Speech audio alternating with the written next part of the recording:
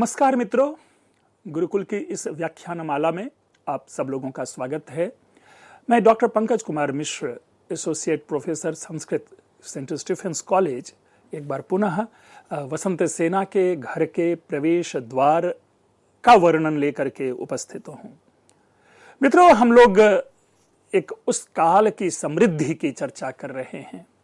उस समृद्धि का प्रतीक हमारे सामने नाटककार ने वसंत सेना को बना करके प्रस्तुत किया है, और उसी क्रम में जो वसंत सेना का विशाल भवन है, उस भवन का वर्णन हम यहां जान रहे हैं।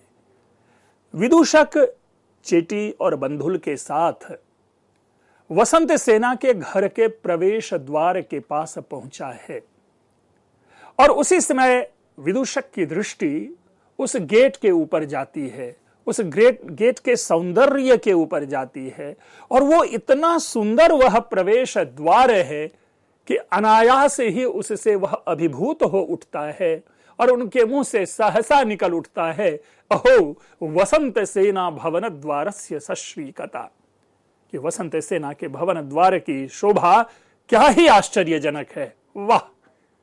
ये एक सामान्य मानवीय जो उद्वेग है, जो हमारे हृदय के जो निकलने वाले भाव हैं, वो भाव के रूप में अभिव्यक्त होता है।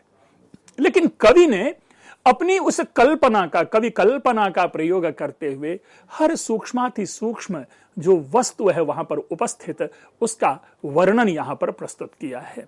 और उसी वर्णन के क्रम में जो वसंत सेना भवन द्वारस्य है, इनके कतिपय विशेषण है, उन विशेषणों को हम समझने की कोशिश कर रहे हैं। हालांकि इन विशेषणों में कोई ध्वनि नहीं है, अलंकार है, नेचुरली अलंकार तो होगा ही, लेकिन कोई ऐसा कहें कि सामाजिक संदेश या कोई घटना को आगे बढ़ाने की योजना है, ऐसा हमें प्रतीत नहीं होता। बल्कि इस एक वर्णन से अभी आगे जितना यह वर्णन आपके सामने चलता रहेगा, ऐसा लग रहा है कि घटनाएं, जो कथानक का विस्तार है, वो ठहर सी गई हैं घटनाएं। कहीं कहीं हम कह सकते हैं कि अगर हम रंगमंचीय दृष्टि से इस पूरे प्रसंग को समझने की कोशिश करें, तो इसे मंच पर प्रस्तुत करने की आवश्यकता नहीं रह जाती। अधिक से अधिक कोई एक छोटा सा विशेषण आदि लेकर के हम वर्णन भले ही लोगों के सामने प्रस्तुत कर दें, लेकिन यह केवल साहित्य और इतिहास का विषय रहता है, यह मंचन का विषय नहीं बनता। अस्तु, तो हम लोग चर्चा कर रहे थे वहां पर वसंत सेना के गृह के प्रवेश द्वार को लेकर के, और उसी में एक बड़ा सा विशेषण आया था कि तोरण धरण स्तंभ वेदिका निक्षिप्त समुल्लसत धरित चूत पल्लव ललाम स्फटिक मंगल कलशाभिरामो भय पार्श्वस्य, एक शब्द है। अर्थात तोरण के लटकने के लिए जो स्तंभ बनाए गए हैं, उस स्तंभ की वेदिका पर फेंके हुए नहीं, मतलब रखे गए एक सुंदर जो है आम के पल्लव से युक्त स्फटिक का मंगल कलश रखा हुआ है, और उस मंगल कलश से यूं कहें कि वसंत सेना के भवन का जो प्रवेश द्वार है वो अत्यंत सुशोभित हो रहा है। इसके आगे है कि महासुर वक्षस्थल दुर्भेद्य जनिरंतर प्रतिबद्ध कनक कपाटस्य। अब जो प्रवेश द्वार है उनमें कपाट है, जिसको किवाड़ कहते हैं। दो कपाट लगे हुए हैं। अब वो कपाट किससे हैं, तो कह रहे हैं कनक कपाटस्य, सोने के वो दरवाजे बने हुए थे जिनकी किवाड़ियां जो थी वो सुवर्ण निर्मित थी। समृद्धि देखिए। और क्या है, कह रहा है कि महासुर वक्षस्थल दुर्भेद्य वज्र निरंतर प्रतिबद्ध, कि किसी महान दैत्य की छाती की तरह दुर्भेद्य, यानी जिस प्रकार किसी महान दैत्य या राक्षस या बलवान राक्षस के छाती को तोड़ा नहीं जा सकता, उसी प्रकार ये इतने मजबूती से बने हुए ये प्रवेश द्वार के कपाट हैं कि मानो उसे कोई तोड़ नहीं सकता, और वह सोने का बना हुआ कपट द्वार है। दुर्गत जन मनोरथायासकस कह रहा है दुर्गत जन मनोरथायास करस्थ। दुर्गत जन से तात्पर्य है यहां पर दरिद्र जन, गरीब व्यक्ति। अर्थात जो गरीब व्यक्ति है ना, उनकी कल्पना, उनके मनोरथ, उनकी कल्पना से जो रहित है, अर्थात जो कभी सोच भी नहीं सकता, उस तरह का यह प्रवेश द्वार है। और इसी एक विषय का एक्सटेंशन, एक बड़ा सुंदर सा वाक्य यहां प्रयोग में लाते हैं कवि कि यत् सत्यम, अर्थात इतने विशाल वर्णन के बाद, उस प्रवेश द्वार के शोभा के वर्णन करने के बाद एक बड़ा ही सुंदर सा वाक्य प्रयोग करते हैं कि सत्य ही मध्यस्थस्यापि जनस्य बला दृष्टिमा कारयति। अब मध्यस्थस्य जनस्य, इसका क्या अर्थ हुआ, इसको भी समझे। मध्यस्थ कहते हैं उदासीन, ऐसे व्यक्ति जिनको कि भौतिक सुख सुविधाओं से कोई लेना देना नहीं, कह सकते हैं संन्यस्त व्यक्ति, अर्थात ऐसे व्यक्ति जिनका कि इस प्रकार की समृद्धि, भोग, विलासिता, भौतिकता से कोई लेना देना नहीं, ऐसे व्यक्ति के भी आंखों को बलपूर्वक खींच लेता है यह प्रवेश द्वार। अर्थात जो भी व्यक्ति उधर से गुजरे, उनकी दृष्टि अनायास ही इसके ऊपर चली ही जाती है। इतना सुंदर यह प्रवेश द्वार है। अब यह तो प्रवेश द्वार ऐसा है, तब सोचिए भीतर का महल कैसा होगा। तो अस्तु, ये पता नहीं हम इसको किस रूप में, इसे ऐतिहासिक यथार्थ कहें या साहित्यिक कल्पना कहें, लेकिन मेरे जैसा व्यक्ति जो सदैव इस प्रकार के साहित्य से सरोकार रखता है, वह कभी भी इसे एक कवि कल्पना मात्र नहीं कहेगा। इस विशेष संदर्भ में यह कवि कल्पना हो सकती है, लेकिन जब हम कालिदास के काव्यों को पढ़ते हैं, जब हम भवभूति के काव्यों को पढ़ते हैं, या जब हम मुद्रा राक्षसम और स्वप्न वासवदत्तम आदि पढ़ते हैं, तो क्यों ऐसे सारे काव्यों में हम इतने सुंदर सुंदर महल आदि की चर्चा पाते हैं? क्या सारे कवि हवा में तीर छोड़ रहे हैं? नहीं, ये उस समय, उस समाज का यथार्थ है, ये ऐतिहासिक सत्य है, और तदनुसार हम अपने स्थापत्य में कितने आगे थे, उसका प्रमाण यह साहित्य देता है। मित्रों, छोटा सा उदाहरण लीजिए। गुप्त काल का बना हुआ नालंदा का जो विश्वविद्यालय है, उनको जाकर के देखिए। जो नालंदा विश्वविद्यालय का अभी भी पूर्णतः उत्खनन नहीं हुआ है उस विशाल क्षेत्र का, और तदनुसार आज भी जब आप प्रवेश करते हैं तो इतनी ऊंची ऊंची दीवारें, इतने विशाल विश्वविद्यालय का वो महल और स्वरूप हमारे सामने विद्यमान है, जिसे 1920-21 के आसपास में खुदाई के बाद निकाला गया, और जिसके ऊपर मिट्टी थी, उनके ऊपर धान की खेती होती थी। लोगों को ज्ञात नहीं कि उसके नीचे में कितना विशाल भवन दबा पड़ा है। तो इसीलिए इस पृथ्वी के गर्भ में पता नहीं ऐसे और कितने हमारे स्थापत्य दबे पड़े होंगे। इतिहास में जब कभी उसका उत्खनन होगा, तो तब यह सामाजिक, ये जो ऐतिहासिक यथार्थ है, हम उसको कह पाएंगे कि देखो ये कितना सत्य है। उसी काल का यह नाटक भी है, उसी के आसपास का यह नाटक है।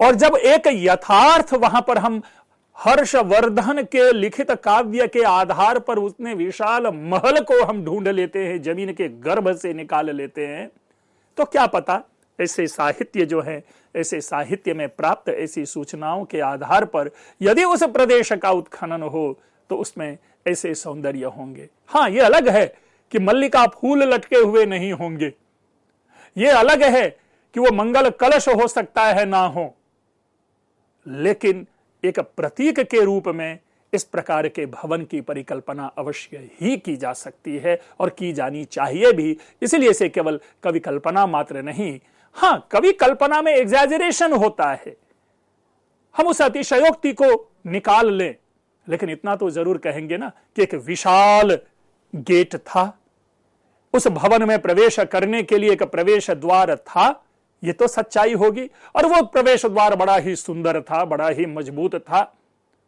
सोने के कपाट न भी लगे हों, लेकिन सोने के कपाट लगे होंगे, क्योंकि उस समय अपने यहां सोने की बहुतायत थी और सारी चीजें सोने के पाए जाते हैं। तो ये इतना तो कल्पना कर ही सकते हैं ना। अस्तु, विदूषक ने उस प्रवेश द्वार का वर्णन किया। चेटी जो साथ में है वो कहती है एतु आर्य, आइए आइए आगे चलिए। इमं प्रथमं प्रकोष्ठम।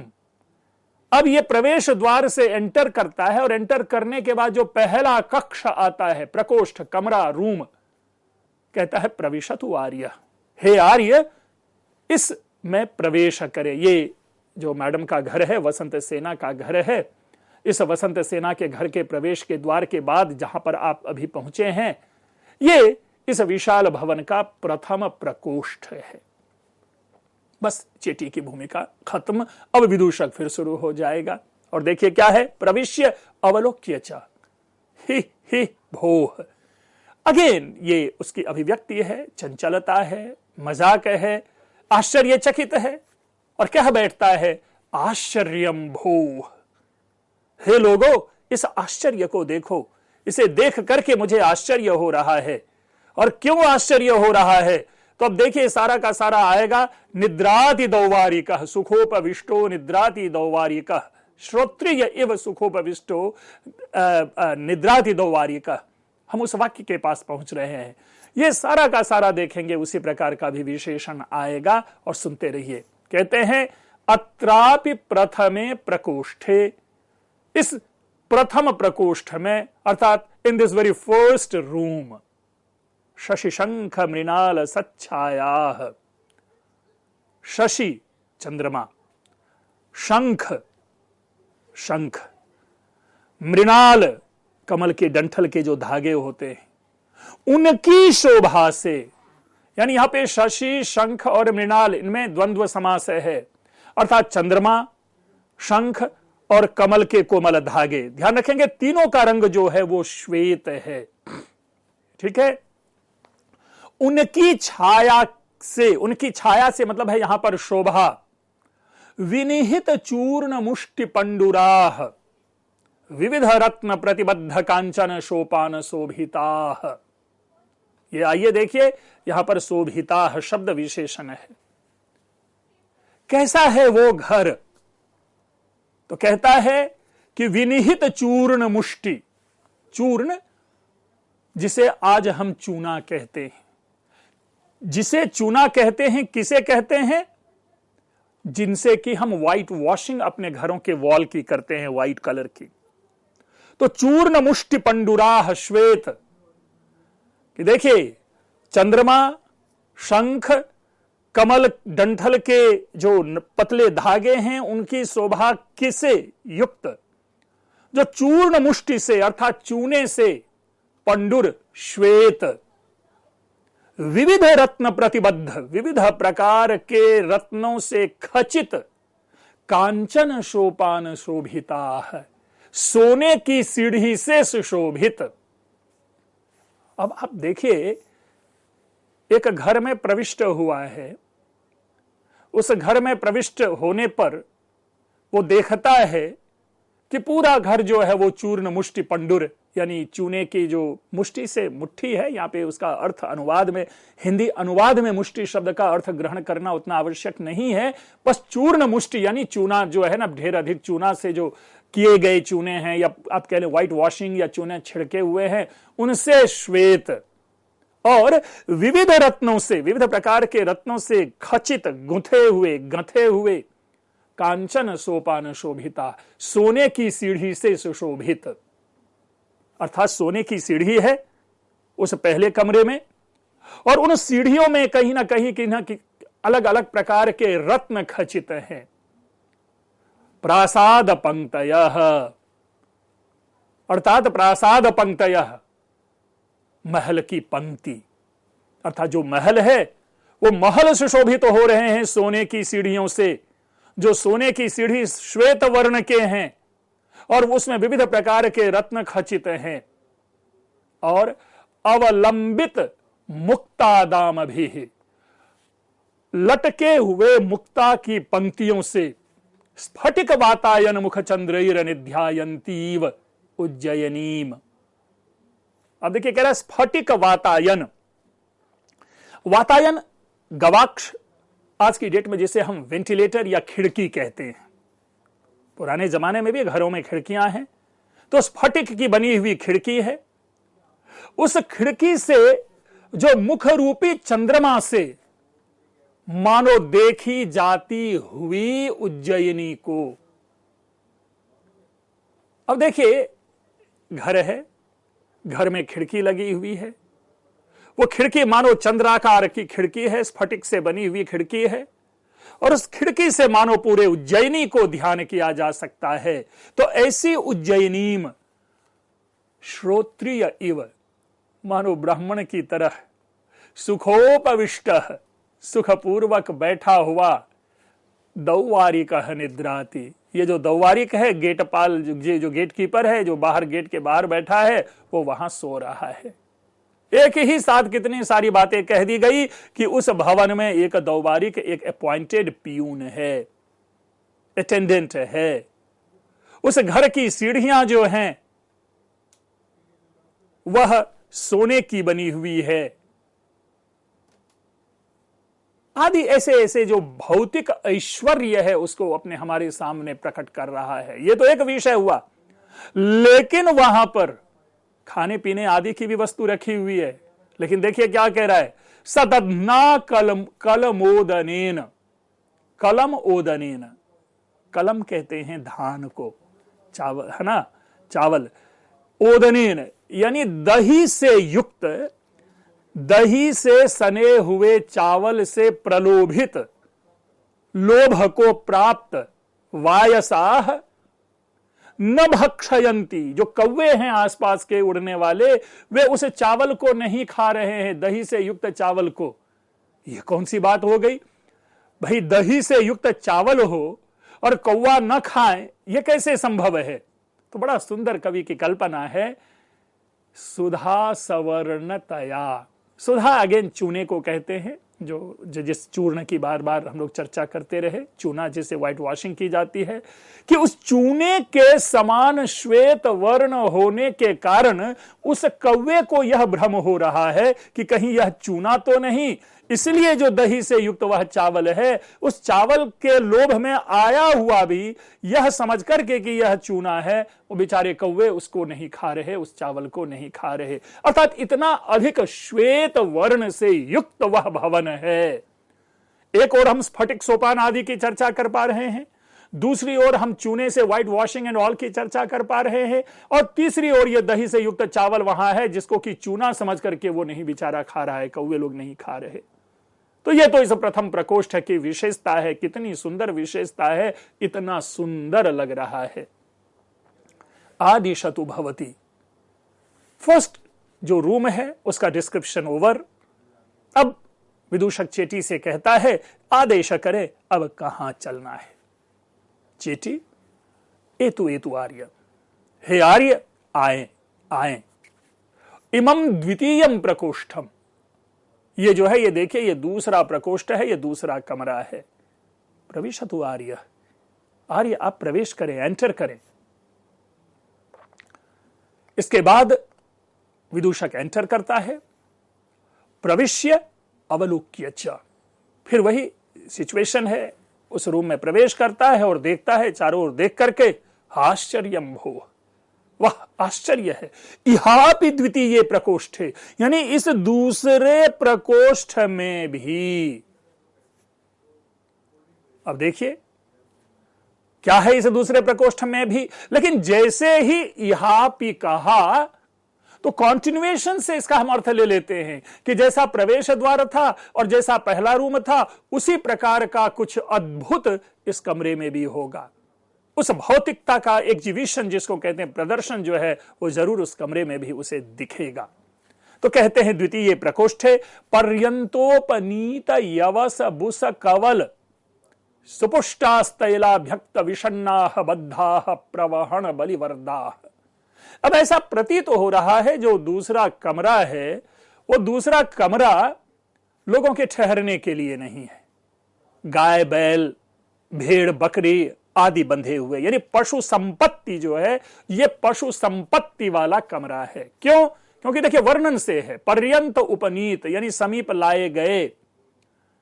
यवस, यवस का अर्थ होता है तृण, घास, तिनके जो गाय बैल आदि को खाने के लिए दिए जाते हैं। हम लोग सभी जानते हैं कि यव जो जौ है, उसी का ये एक्सटेंडेड फॉर्म यवस है। और बुस, बुस कहते हैं भूसा को, आज जिसे हम भूसी और भूसा कहते हैं, यह बुस है। और इसी बुस से भूसा निकला है, बस कुछ नहीं, ब आकर के महाप्राण बन गया है। शायद हम लोगों की दृष्टि इस पर नहीं जाती और भूसा को हम लोग कुछ अलग समझ लेते हैं कि कोई और परंपरा का वर्ण शब्द समझ लेते हैं, लेकिन बड़ा सुंदर है। देखिए बुस और इसी से भूस, गाना भी है भूस भर दिया, तो वही भूसा है। ये बुस शब्द से निकला है, विशुद्ध संस्कृत शब्द है, लोक परंपरा का शब्द है, लोक व्यवहार का शब्द है। तो घास और भूसे के कवल, कवल कहते हैं यद्यपि कौर को, बाइट यानी हम जो मिलाकर खाते हैं, तो पशुओं के कौर, पशुओं के खाने के लिए सुपुष्टाह तैलाभ्यक्त, सुपुष्ट अर्थात अत्यधिक गठित शरीर वाले, तैलाभ्यक्त विषाणाह, तेल से चपोड़े गए अर्थात सींग में लगे हुए तेल वाले, बद्धाह प्रवहण बलि वरदाह, अर्थात यहां इस कमरे में ये जो गाड़ी के जो बैल हैं, वे बैल यहां बंधे हुए हैं।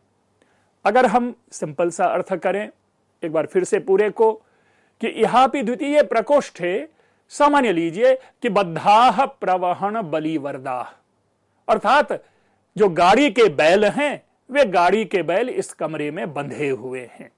लेकिन वो बैल कैसे हैं? तो जिनके सींग में तेल लगे हुए हैं, तैलाभ्यक्त विषाणाह।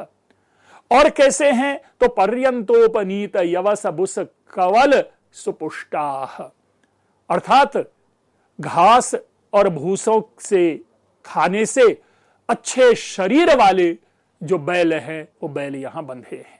अब इसको सामान्य ले लीजिए, अपनी कल्पनाओं में ले लीजिए कि बड़ा ही मजबूत, हृष्ट पुष्ट, विशाल सींग वाले जो बैल होते हैं, वो बैल वासवदत्ता के घर में बंधे हुए हैं और वो दूसरे कमरे में बंधे हुए हैं।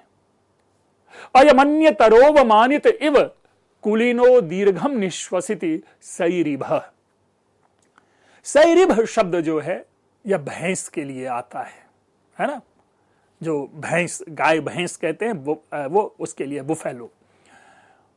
अयम अन्यतर, और ये दूसरी ओर, अवमानित इव, मानो अपमान को प्राप्त, कुलीन कोई श्रेष्ठ कुल में उत्पन्न जो व्यक्ति अपमानित होकर के मुंह लटकाए हुए बैठा रहता है, उसी प्रकार मानो ये सैरिभः दीर्घम निश्वसिति, अर्थात ये जो भैंस है वो लंबी लंबी सांसें ले रहा है। भैंस आदि अपना सिर लटका के, उसके चेहरे पर कोई हास परिहास, कोई चिन्ह नहीं होता। तो विदूषक के लिए एक अनुकूल संवाद बनाते हुए नाटककार ने यहां पर दिया कि मानो कोई कुलीन श्रेष्ठ कुल में उत्पन्न व्यक्ति जब अपमानित होकर के अपने चेहरे को लटकाए रहता है, उसी प्रकार चेहरे को लटकाया हुआ यह जो भैंस है, वो भैंस यहां पर लंबी लंबी सांसें ले रहा है। दूसरी ओर, इतश्चापनीत युद्धस्य मल्लस्य इव मर्द्यते ग्रीवा मेषस्य। मेष भेड़ को कहा जाता है, जो मुड़े हुए, जो सींग वाले भेड़, जो मजबूत भेड़ हैं, उनको कहा जाता है। और यह सब उस समय के लिए प्रॉपर्टी मानी जाती थी। तो अब यहां कह रहा है इतश्चा, यानी दूसरी ओर, अपनीत युद्धस्य मल्लस्य इव, अर्थात युद्ध में पराजित पहलवान की तरह ये जो मेष है, ये जो भेड़ है, उस भेड़ के गर्दन का मर्दन किया जा रहा है, अर्थात मालिश किया जा रहा है। उस भेड़ के उस गर्दन को पॉलिशिंग उसकी की जा रही है। मित्रों, ऐसे और कई पशु पक्षी आदि की चर्चा होगी वसंत सेना के इस घर में, और क्या क्या चीजें हैं इनके विषय में हम अपनी अगली जानकारी भी बनाए रखेंगे। अभी आप लोगों ने ध्यान पूर्वक सुना, आप लोगों का बहुत बहुत धन्यवाद।